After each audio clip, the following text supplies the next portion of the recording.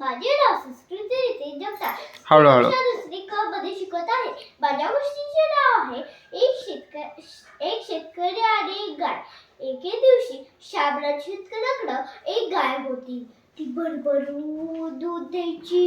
एके दिवशी ती गाय आजारी पडली आणि तिने दूध द्यायचे बंद केले. म्हणून शेतकऱ्याने तिला हाकलून दिले. त्या गायला असा विचार आला की शेतकऱ्याला आपली काही गरज नाही.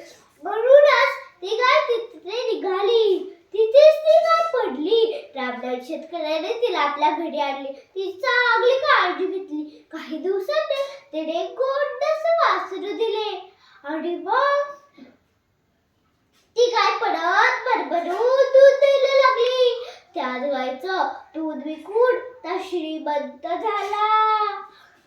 मग हीच बातमी शामराव शेतकऱ्याला कळतात. तर रामराव शेतकऱ्याकडं गाय मागू लागला. तरी पण रामराव शेतकऱ्याने गाय देण्यात नकार केला.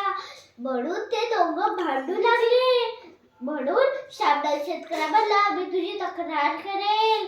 दुसऱ्या दिवशी अख्खे गाव ग्रामपंचायतीत उपस्थित झाले. सरपंच म्हणले, त्या बिचाऱ्या गायलाच ठेवू द्या की तिला कुणाजवळ राहायचंय. तर त्या गायला त्या दोघांच्या मध्ये उभे ठेवले आणि मग ती गाय रामपाशी जाऊन तिचा हात ठेवली. कारण श्यामचा स्वार्थीपणा आणि रामचा चांगुलपणा तिला कळाला होता. म्हणूनच रामला गाय देण्यात दिली. आणि मग तात्पर्य, चांगुलपणाने आपण सर्वांची मने जिंकू शकतो. धन्यवाद.